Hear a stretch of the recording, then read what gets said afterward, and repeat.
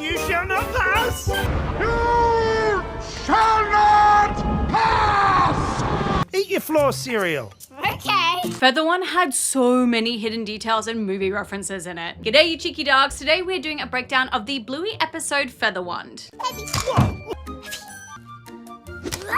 Pick Heavy. it up. Heavy. Heavy. Heavy. Me. Heavy. Heavy. Heavy.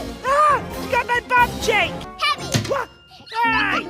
I'll be going through all of the Easter eggs, Australian references, the really cool music details, explaining the whole theory of magic in Bluey in this specific episode, as well as the theme about the fear of missing out within children. But you're not invited to Chloe's party, remember? Only Bluey is. You mean I miss out?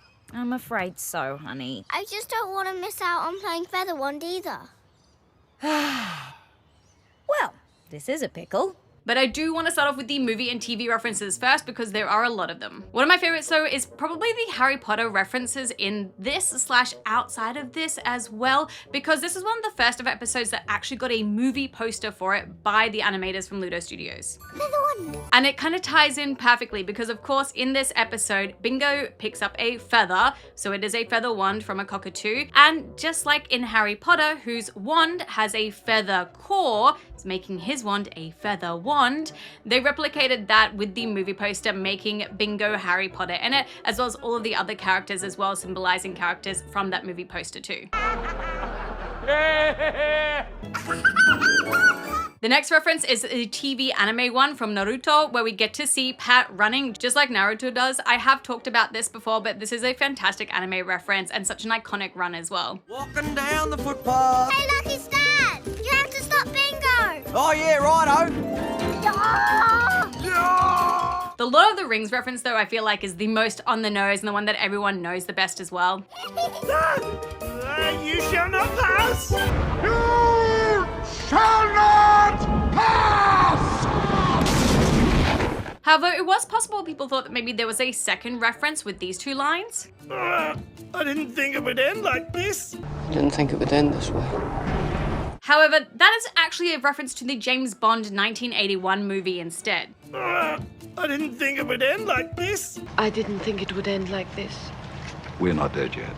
The next TV reference is to Peppa Pig. That was the inspiration for Chutney Chimp, not to be confused with Chunky Chimp from movies. But yes, Chutney Chimp is meant to represent like Peppa Pig in this universe. And I chose chutney chimp wrapping paper because Chloe's birthday party is a chutney chimp party. Nice one. of course, that is the whole theme going on in this episode of like Chloe's party, the invitations. Even Bluey has like a chutney chimp toothbrush as well. So it's a big thing in the Blueyverse. And then the other one is kind of a very Australian TV show reference to the TV show Play School, which is iconic for little kids here in Australia. We all grew up watching it. It's been on for decades. But the song that Bingo sings is from that TV show. Here's a house with a floor, with a floor, with a floor.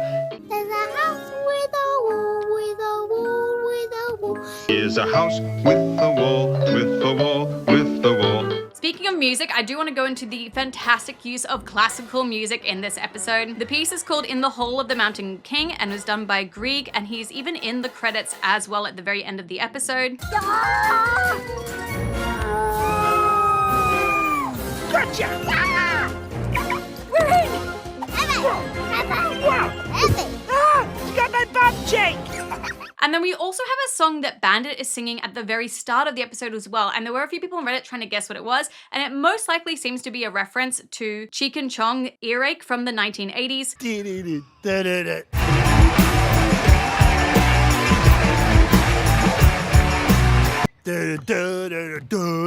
Which makes sense again because of Bandit's voice actor. He is from a rock band who were very popular in like the 80s and 90s. So it's not surprising that that would maybe be the song that he's humming. Gotta pee!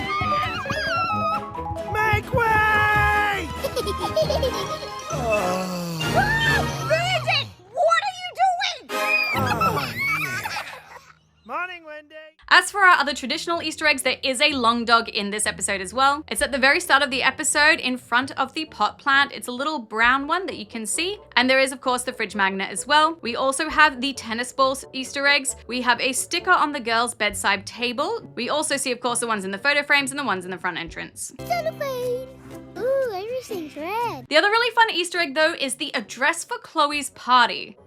Okay, 26 Nudgy Road. Which is not the address of her house because we know she lives at like 101 something or other because we saw that in the episode Octopus. But the address for this is actually 26 Nudgy Road, which is an antique store. So possibly a nice little nod to Bandit's job being an archaeologist. Cereal heavy. Huh? I said cereal heavy. Oh, what's going on? Now, as for the magic and explaining the magic in this episode, I do think it's really fascinating because a lot of people seem to think like, sure, the parents were just like playing along. And then some of like the arguments against that and like kind of guess the arguments for magic is, well, how could they be playing along if Bingo found the Featherwand and like discovered it that way, but she was all by herself. No one else was around. They didn't know she was going to be playing it. Ah! Ugh, that's weird. Ooh, it's heavy. Mom, do I definitely have to clean my teeth? Yes. But of course, the answer to that is the fact that they are dogs. They have incredible hearing. So surely they would have heard what Bingo was doing and knew to play along then. A good example of this is Uncle Rad in the episode Christmas Swim. When Frisky is like whispering, he can still hear exactly what she's saying in the background. They're a bit crazy. Hey! But that does not then explain what is happening with the physics of the broomstick. Oh, forget this. Heavy. Whoa! Heavy. What's going on? So when Bingo heavies like the cereal and everything on the ground, Bandit tries to use a broomstick to like help like lever and pick things up off the ground. But the dynamics of it doesn't work. Someone on Reddit like did a lovely little like red line to show you that it's still all bending. Like even if he was trying to bend one part, the bottom part's also bending, which wouldn't make sense unless the object was too heavy to lift. Oh, what's wrong, Bandit?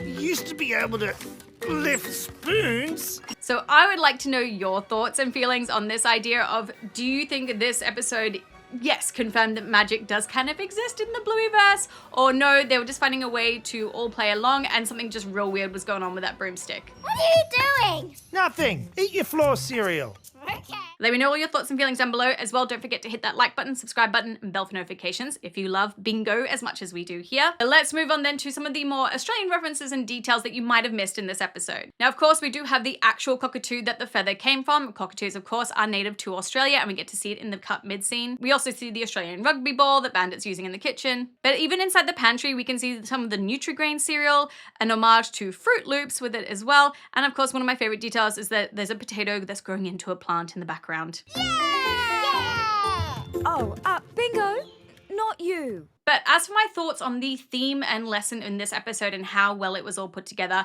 I will admit that yes, the jokes were absolutely hilarious. I did love Bingo's like maniacal laugh and how she became like intoxicated with the power. There's also an error in that point too.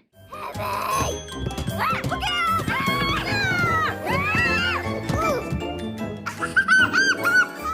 But I do think that they tried to really put across the idea of the difference between children being told to play alone versus them choosing to play alone and how that can look different. But you're not invited to Chloe's party, remember? Only Bluey is. You mean I miss out? I'm afraid so, honey. Why is it always me that misses out? I just don't want to miss out on playing Featherwand either. Well, this is a pickle. But also ways for them to cope with the idea of missing out and how they can create their own fun. I do think the episode did a really good job of sort of showing that and showing the difference between Bingo really struggling to be told to play alone and her not being able to like find her groove that way, like we saw in the episode Bingo. Whereas in this episode, she's found a way to create her own fun, and because of that, she's able to lose that fear of missing out very quickly. You don't mind missing out on the party? No, I made my own fun. You sure did. And honestly, your kid could be either of those on any single day, but I do think it's interesting that they sort of showed this idea with Bingo because she is the younger sister, so she might have more of that fear of missing out because her older sister is doing a lot more things that she can't do just yet. Oh, no, sorry. You missed out. Oh. That's okay. Good girl, Bingo. I did also really love the animation for this, the constant change in the perspective, making areas appear a lot bigger than what they are. I think really helped pull in with the idea of it being a more like magical style of episode as well, and sort of suspending your disbelief to make it seem more magical too. So overall for me, this episode is probably a 4 out of 5 long dogs, but let me know in that comment section down below, how many long dogs would you rate this episode out of 5, and what were your overall thoughts and feelings about it as well? Like I mentioned before, don't forget to hit all those buttons down below, and I have picked you cheeky dogs out a few other videos that maybe you would like to watch, and I'll see you all in another video. Mwah! Bye!